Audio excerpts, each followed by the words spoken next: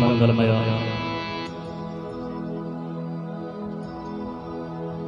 प्रातः स्मरणीय भक्त वांछा कल्पतरु तड़िंदित विंदित अकारण करुण वर्णालय शरणागत वत्सल अनंत कोटि प्रातफल अकलेश्वर लीला पुरुषोत्तम बाल कृष्ण भगवान की वांगमयी प्रतिमूर्ति श्रीमद् भागवत महापुराण। माता पिता के चरणों में प्रणाम करते हुए, गुरु के चरणों में प्रणाम करते हुए,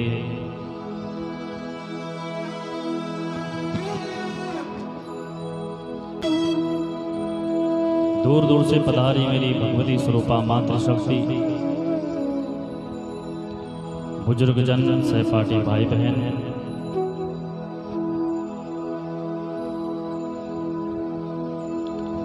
इस ध्वनि यंत्र के माध्यम से जहाँ तक मेरी आवाज़ पहुँच रही हो, उनके हृदय में उस गोविंद को प्रणाम करते हुए और चिरंजीव केष्टवाल परिवार, तो मनु महाराज जी के बेटे वे उत्तानपाद,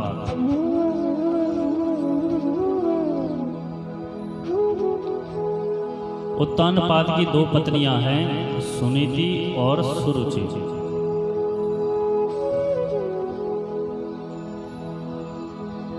उत्तानपाद सुरुचि से ज्यादा प्रेम करते हैं, लेकिन सुनीति से कम प्रेम करते हैं। जीवन में हम भी सुरुचि से ज्यादा प्रेम करते हैं, नीति से कम करते हैं। सुनीति का मतलब जो नीति के अनुसार चले।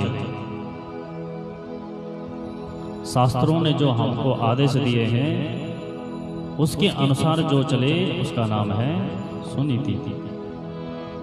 सुरुचि का अर्थ हुआ रुचि के अनुसार,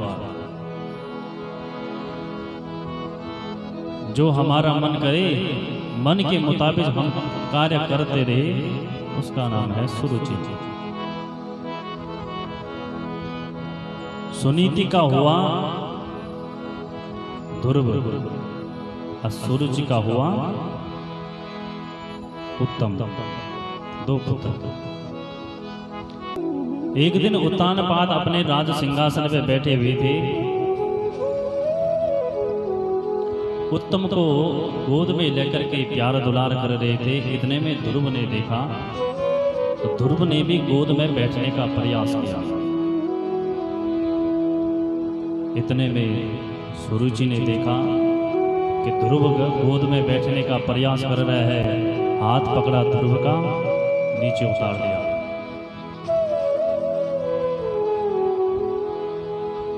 बोलो, तुझे राज सिंहासन पे बैठने का बड़ा शौक है।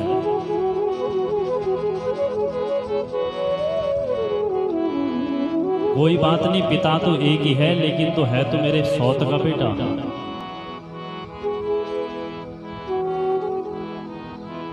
अगर तुझे राज सिंहासन पे बैठने का इतना बड़ा मन है तो जंगल में जा, परम पुरुष परमात्मा की आराधना कर, उसको प्राप्त कर और उससे ये मांग कि मैं सुरुचि के गर्भ से जन्म लूं, तब तो सिंहासन में बैठने का अधिकारी है।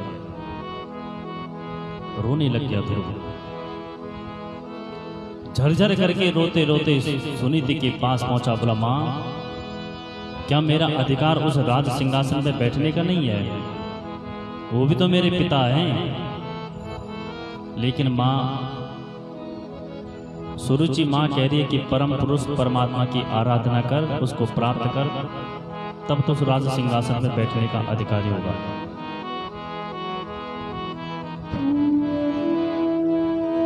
सुनीति भी रोने लग गई। बोला, बेटा, तूने मेरे जैसे मंद भागिनी के गर्भ से जन्म लिया है। क्या करें? वैसे दूसरी माँ ठीक ही बोल रही है कि परम पुरुष परमात्मा की आराधना कर।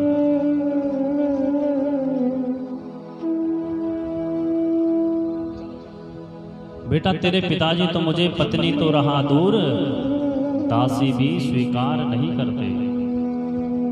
बेटा ठीक ही बोला माँ ने कि तू परम पुरुष परमात्मा की आराधना कर। तेरे परदादा ब्रह्म ने भी किए तो ब्रह्म पद को प्राप्त हो गए। तेरे दादा मनु ने भी की, वो भी परम पद को प्राप्त हो गए। बेटा तू भी उसी परम पुरुष परमात्मा की आराधना कर। बोला माँ वो परम पुरुष मिलेगा कहाँ? बोला बेटा जंगल में जाओ। कितने वर्ष के हैं ध्रुव महाराज? 5 वर्ष के। 5 वर्ष का बेटा घर छोड़ करके अब जंगल की ओर चला गया। भीड़ जंगल है, इधर उधर देख रहे हैं घनघोर जंगल में कि मेरा परमात्मा है कहाँ, वो परम पुरुष परमात्मा कहाँ मिलेगा। इतने में नारद जी ने देखा। नारद जी ने बोला भैया इतना सा छोटा बालक और जंगल में आया हुआ है, एक बार इसकी परीक्षा लेता हूं। नारद जी गए, बोला बेटा किसको ढूंढ रहे हो? बोला मैंने परमात्मा को पाना है। बोला बेटा तुम क्या सोचते हो कि परमात्मा 2-4 दिन में मिल जाएगा? अरे गिरी कंदराओं में यहाँ देख रहे हो, हिमालय की पर्वतों में गुफाओं में कई हजार वर्षों तक संत महात्मा क्या कर रहे हैं? तपस्या कर रहे हैं, और अभी तक भी उनको परमात्मा प्राप्त नहीं हुआ। और तुम सोच रहे हो कि 2-4 दिन में तुम्हें परमात्मा प्राप्त हो जाएगा। बेटा अभी तुम्हारी उम्र छोटी है, तुम घर जाओ और घर जा करके माता पिता के साथ रहो। जब तुम्हारी उम्र हो जाएगी तब करना परमात्मा की तपस्या।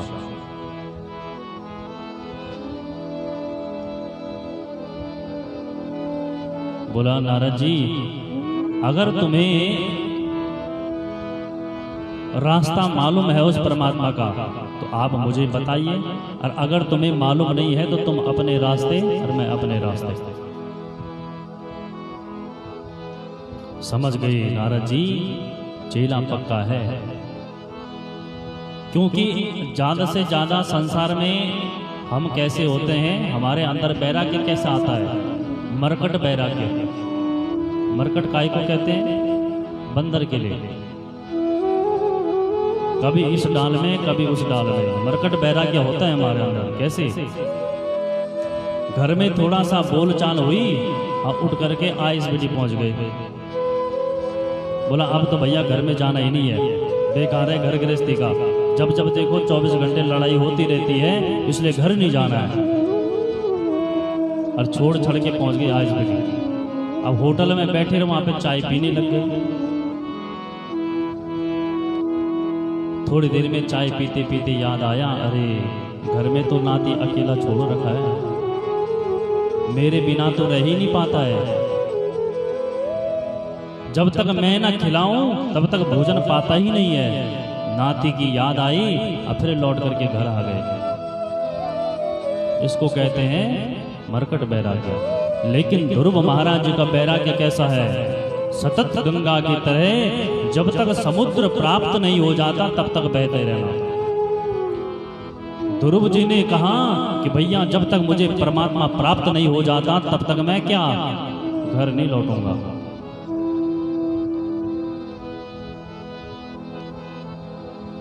हमको भी आते हैं वैराग्य।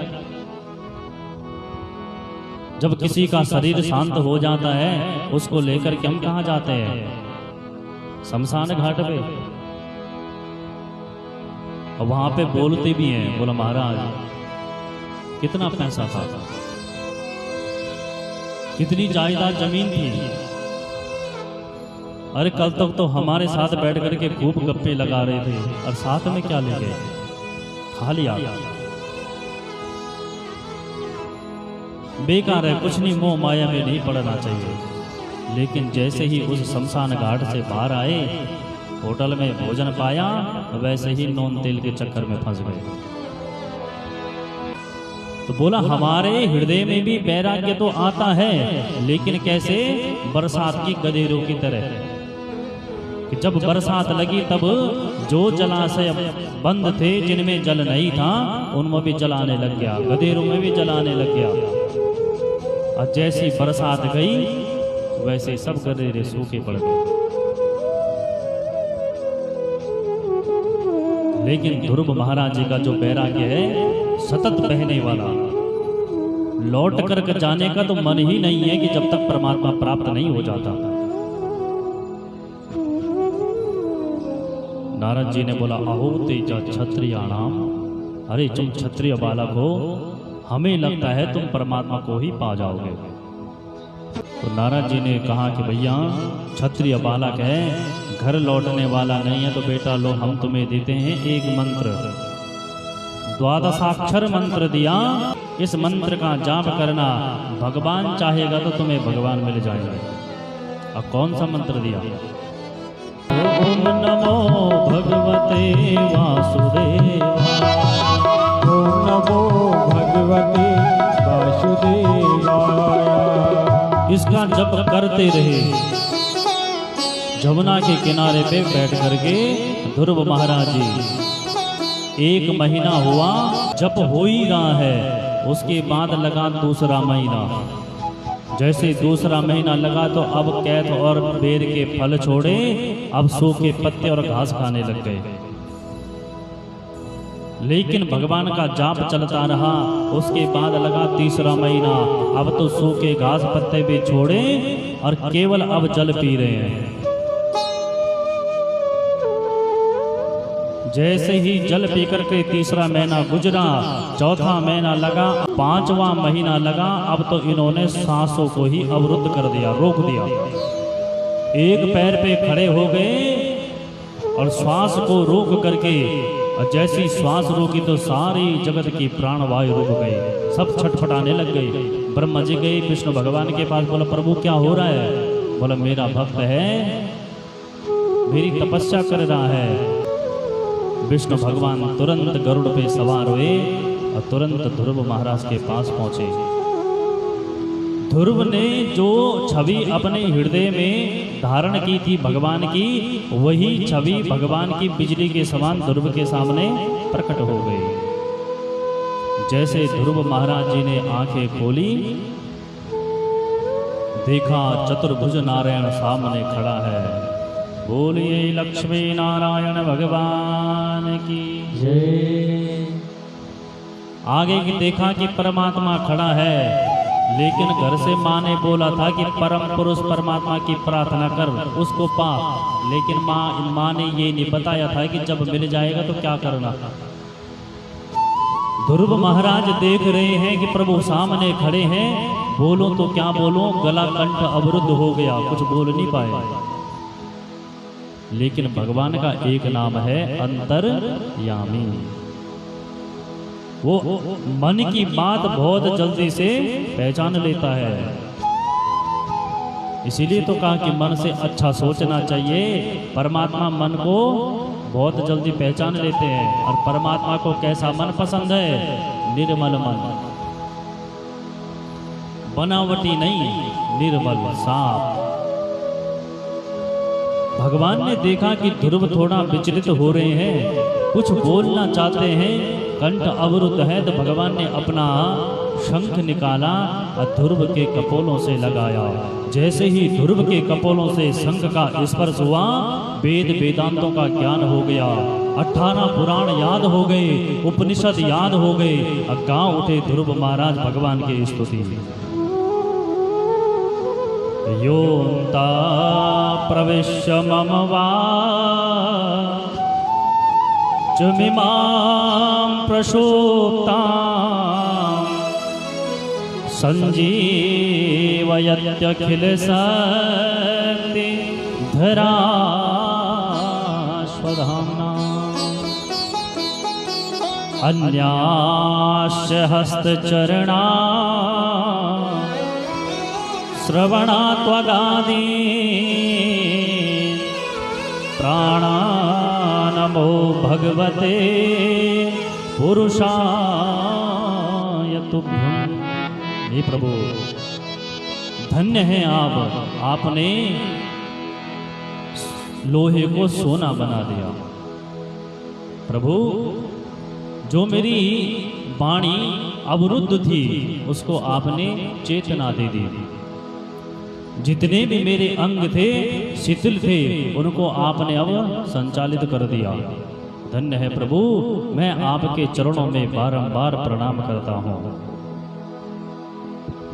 भगवान ने कहा, ध्रुव मांग बेटा तुझे क्या चाहिए। ध्रुव ने बोला, भैया क्या कूड़ा करकट की तपस्या करी मैंने, मांगना भी है तो राज सिंहासन। अरे जब परमात्मा सामने खड़ा हो जाए तो प्रभु अब मुझे इस संसार का कुछ नहीं चाहिए, बस अपना धाम दे दो और अपने चरणों की सेवा दे दो। बोले ये माया मांग करके तो मैं फिर फंस जाऊंगा। भगवान ने बोला, बेटा ध्रुव, तुमने राज सिंहासन के लिए तपस्या करी है तो राज सिंहासन तो तुम्हें मिलेगा ही मिलेगा। बोला तुम 36,000 वर्ष तक राज्य करना और उसके बाद तुम उसका नाम होगा ध्रुवलोक। बोलो उसके बाद तुम ध्रुवलोक को चले जाना 36,000 वर्ष बाद राज्य करने के बाद। ध्रुव घर लौट करके आए।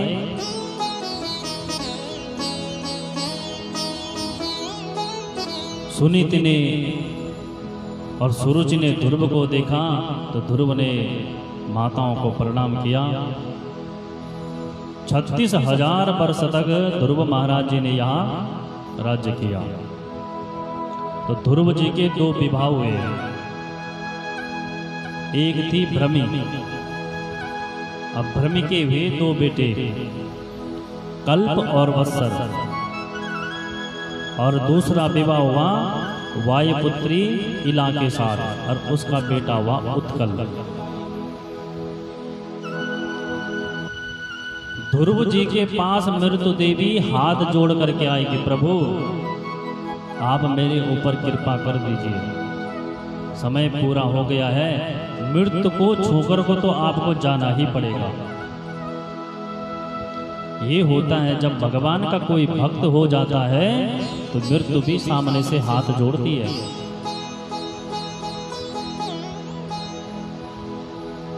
ध्रुव को मृत्यु देवी ने हाथ जोड़ा तो ध्रुव जी ने भी मृत्यु के सर पे पांव रखा और सीधा ऊपर चले गए उत्कल को राज्य सौंप करके। बोलिए भक्तवत्सल भगवान की जय।